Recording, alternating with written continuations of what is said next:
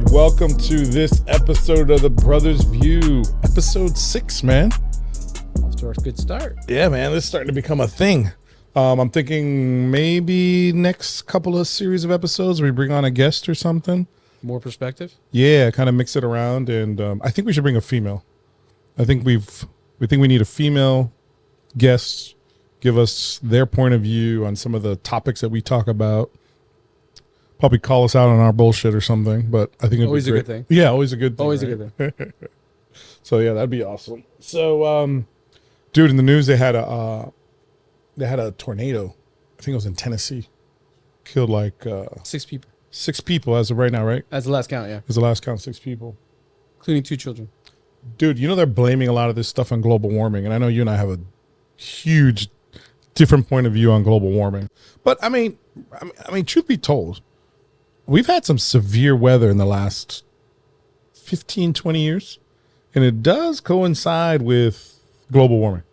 Like our climate, or they call it climate change. But I think the harsh conditions that our climate has gone through, it's only natural to assume, or it's only logical to assume that that's going to have adverse reactions on our weather, tornadoes. I'm not a scientist, so I can't tell you for sure, because then I can turn around and say, well, how come we don't have more earthquakes? But for sure, our hurricanes have gotten worse. Our droughts have gotten pretty bad.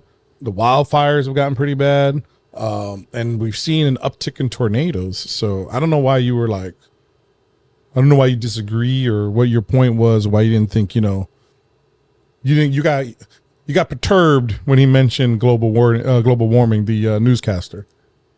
My concern is, and we've talked about this, things where people are hijacking the news, or they're hijacking a momentum for whatever it is that they want to push across. Okay. We have a tornado that occurred. Okay. Damage happened. Lives were lost. This is what I need to hear about. Okay. This is what the news is supposed to be for. Okay.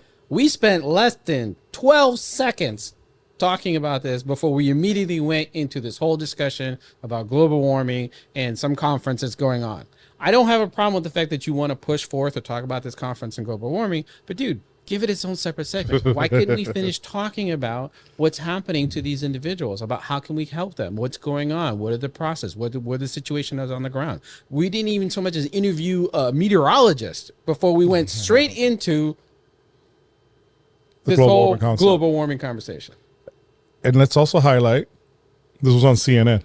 Yes. So CNN is very pro climate change, or whatever. They always, I think, push that agenda more than, say, Fox News. I don't even think Fox News ever mentions climate change. Or Fox News goes like out of their way to try to disprove climate change. Or yeah, they don't even want to mention it. But only when they're trying to knock it down. Well, I don't know. Can you think of there's been a positive, but no, do you ever think that there's been any other reporting on Fox News about climate change other than when they're trying to knock it down? No. Like, I feel Not that I saw. Yeah, I feel like Fox News has made climate change a Democrat point of view. And I think CNN has done nothing but aid Fox News in proving that assumption. Fox News is definitely towing the party line. So Republicans don't believe in climate change? Well, of course they do. Right. But that's my point. Uh-huh. Is that you can't take these issues and draw them across party lines. It's just simply not possible. You know what I'm saying? You have a group of Democrats who don't believe necessarily in global warming.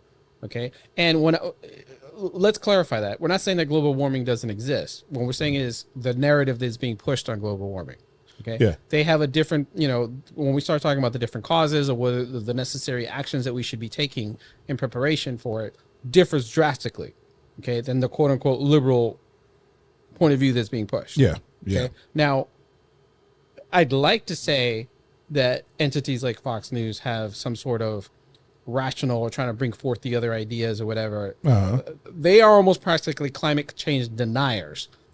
Okay. And that's not the same category if you want to paint every single Republican. Yeah. Yeah. You know what I'm saying? So that's where I draw the line. It's like, okay, you guys are going too far with it. Let's entertain realistic conversations about what the causes are, what actions we can take to deal with the situation, versus just saying it's not happening. Yeah. It's so unfortunate, because when you swing the other way to CNN, They're literally telling you you can stop, or you're helping control climate change by buying a Tesla. And then you start to say, no, you're probably doing just as bad or more harm by going through the battery route, because they have just as bad as a carbon footprint as a gas powered vehicle or fossil fuel powered vehicle. In that particular segment that we're referencing, they immediately went to the whole concept of some countries are trying to go to zero fossil fuels, whereas other countries are resisting, where we should be talking about emissions. We should be talking about these other avenues. And again, my frustration with that wasn't so much that you wanted to talk about this agenda. Hey, you can push that forward. That's fine. Sure. But dude, let's finish talking about what happened to these folks with the tornado. We're back to the tornado, right? Yeah. That's supposed to be what we were. I didn't notice that. We were watching it together, right? And then when you said it, I was just like, why is he getting pissed about global warming this time or climate change this time? But I didn't appreciate your perspective by saying, you know what? Let's get through this news story. Let's give it the attention it deserves. I think you definitely made me see it differently, because when I heard you, I was like, man, why are you getting pissed about global warming again? You know what I mean? But I'll say this.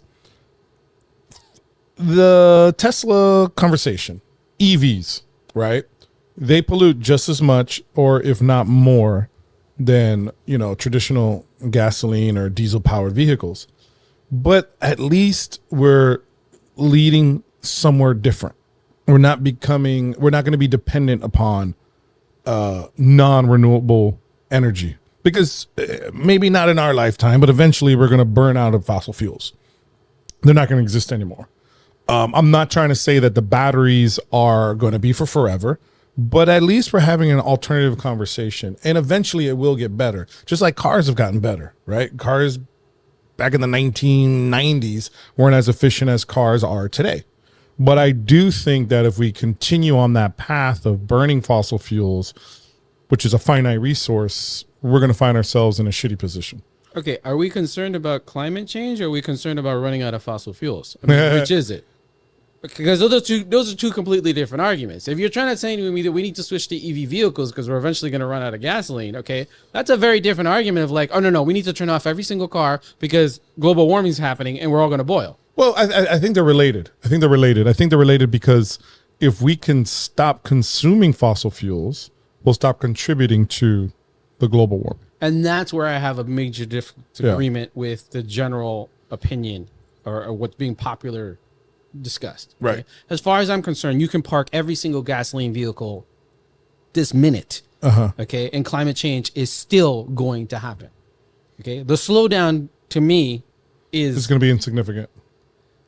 The real conversation should be is like, okay, the climate is changing. What are we going to do about it to exist and prosper in the new climate that's coming? Okay. This idea that you are somehow going to stop the climate from changing is absurd from my point of view. So it's inevitable, from what you're saying, it's inevitable. The earth is going to get hotter, and it is going to come to a point where we won't be able to grow. Certain animals are going to die, right? Because the water, the oceans are going to get hotter. Certain animals can't.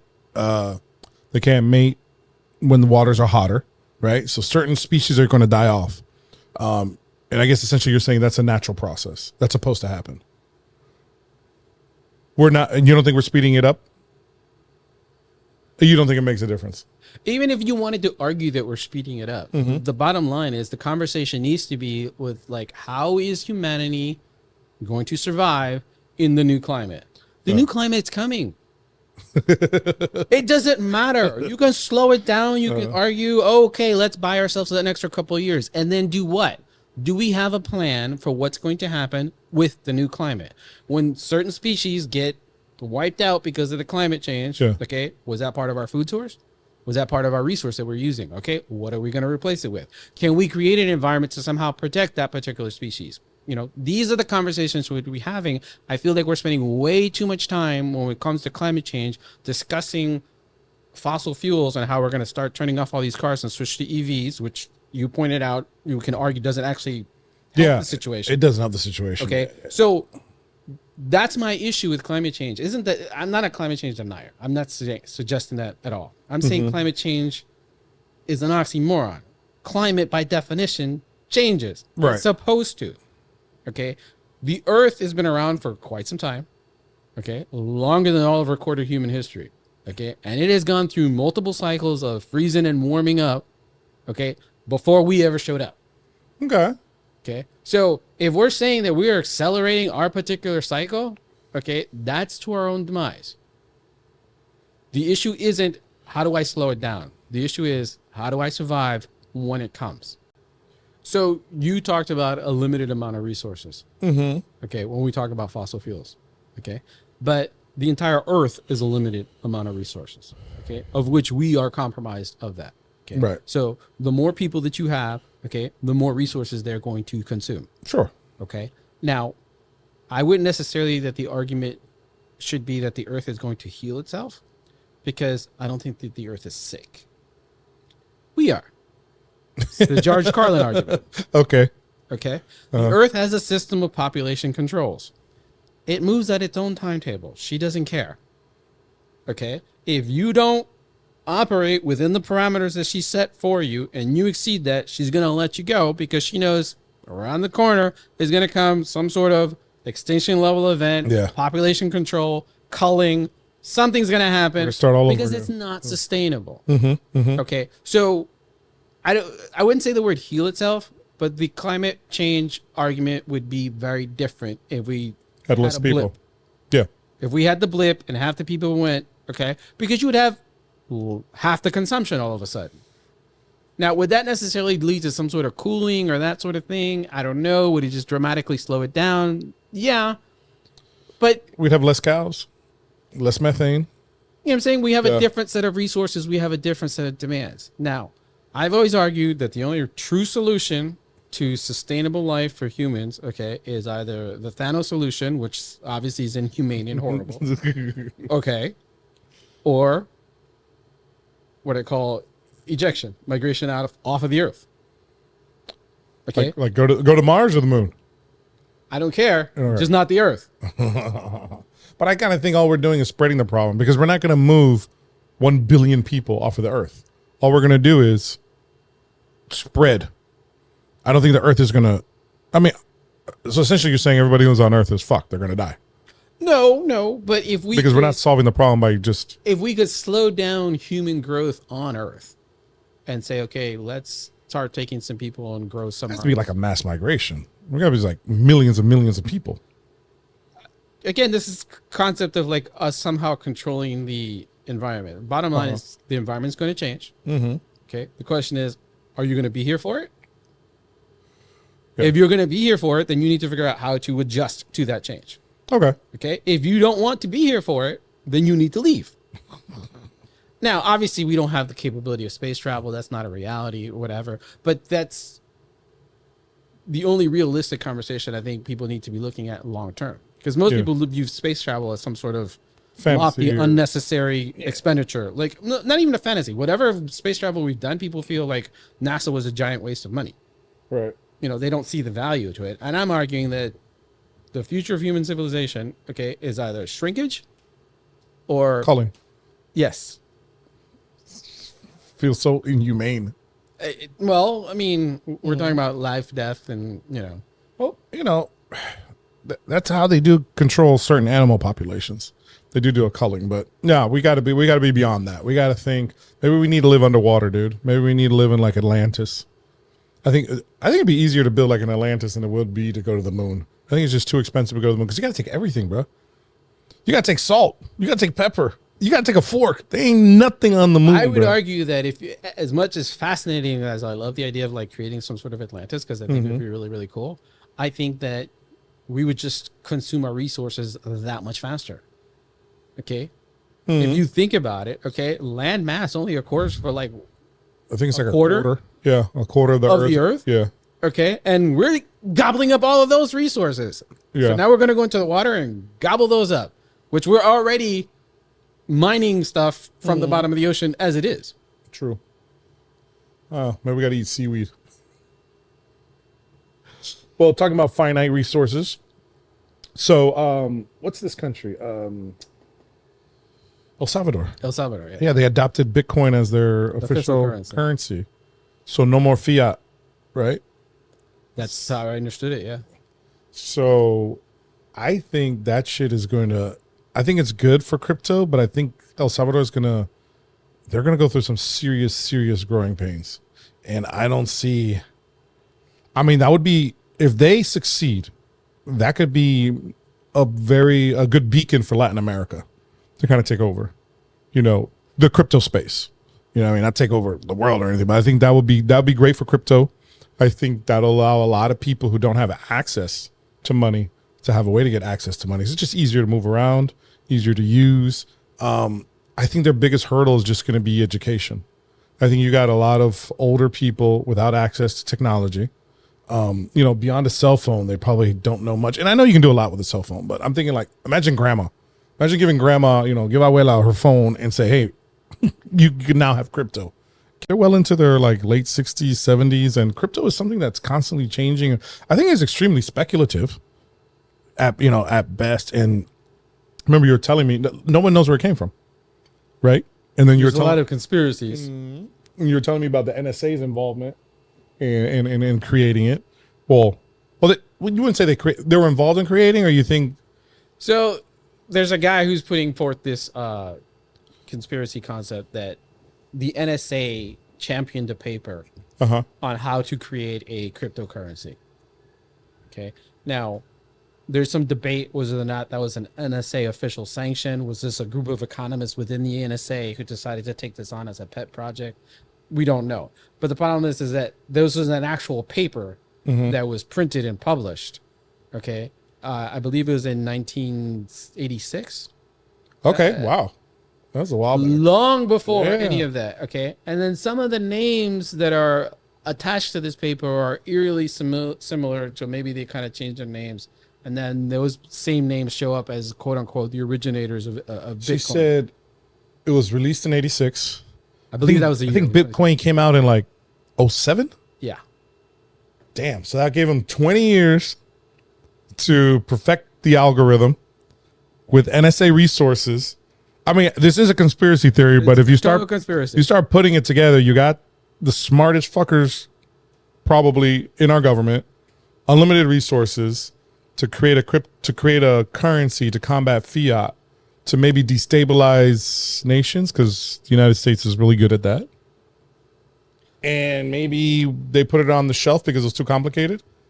Or this was a pet project that somebody did as a hypothetical. They looked at it and it's like, okay, that's very, very interesting. And they put it in the bottom of the pile. And the same guys that worked on it 10, 15 years later got out of the NSA, took it, actually ran with it. Maybe that's what happened. I don't know. So you think that could have been Satoshi? Was it Nakamoto? Yeah. That could have been Satoshi Nakamoto? That's the name, yeah. I think it was his last name. Yeah, because they don't know if it's an individual or a group who created the whole Bitcoin. You know what I'm saying? To have that level of uncertainty and lack of understanding of how this thing actually started, but then you're going to make that your currency, that just, to me, that's the very definition of instability. Yeah. Shit. That's crazy, man. That's crazy. I'm interested in what's going to happen with Bitcoin or crypto in general. I rode the crypto wave, made some money, lost some money. I'm interested to see what happens. I do think you need to be in the conversation, because I don't think fiat currency will take us to your moon colonies. I think we're going to have to shift something. We've already proven that the gold standard is not going to work, I think, with, rising populations, but we do need to peg it behind something. But I don't know. And just having faith in an algorithm, I don't know. It's just too far fetched for me, but I do see the use cases for it. I know like JP Morgan and, other banking sectors like the blockchain technology. They want to use it. They want to embrace it. But I think blockchain is just too synonymous right now with crypto. There needs to be a campaign to separate them so we can take and I think if we take the blockchain technology further, it'll only be better for crypto when we're ready for it. Because the fact that somebody can walk in and rob you, dude, and you have no idea who it is, that's a problem. That's always going to be a problem, especially for old money. People who are sitting on, the world's wealth. They're not going to put their money in crypto until it's been proven and backed by, which is unfortunate. It's got to be backed by the government somehow. And that's like the whole purpose of crypto, not to be, you know what I mean? Not to be sanctioned by the government or not to be controlled or regulated by the government. We talk about regulation generally as being a bad thing. Okay. But the reality of it is regulation, as annoying as it is with the paperwork and all that happens, brings a certain level of stability. Okay, to a situation. I think that there are billions of dollars, okay, would-be investors who would love to jump into crypto if some sort of regulation that they could pin on, have their actuaries analyze, their lawyers come in and defend them, say, this is how you're going to protect your money. The minute that happens, crypto would explode to a degree that we can't even imagine. Yeah. But until that regulation exists, I just don't think crypto will ever quite get there. Look at that FTX guy, Sam, whatever. Yes. All the money's just missing it. He's like, oh, I don't know where it was. I didn't know where it went. Everyone's like, oh, I don't know. The only recourse you have is put his ass in jail. But for all the guys who put in, millions and millions of dollars, like, bro, that's not good enough, bro. I don't want jail. So on a lighter note, do you know that Arnold Schwarzenegger had the choice to do the Die Hard series? No, I didn't know that. It would have been Arnold Schwarzenegger and not Bruce Willis.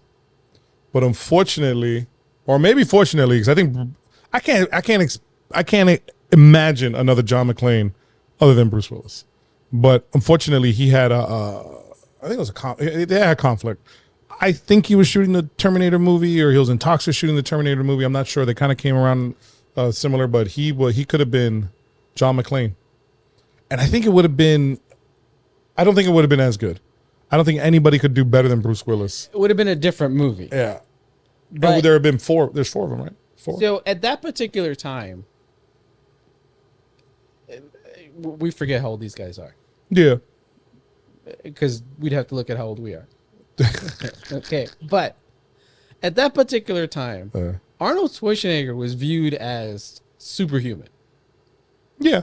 Yeah, he was Mr. Olympia like 7 times, 8 times. Part whatever. of what works so well with that original Die Hard movie is that John McClane was like your every Joe. He was a beat cop, okay, faced against insurmountable odds, okay. He wasn't some specialized martial artist who could disarm and yank the clip out of your gun and beat the crap out of you with it. You know what I mean? He was a regular guy, and every fight sequence that he has in there, he has his butt handed to him, okay, and then somehow manages to come out on top. Yeah. By the end of the movie, you're trying to figure out what is holding this man together. Yeah. Okay, because he is so beat down, so bloody, so torn up, no shoes, the whole 9 yards. You have to root for him at that point.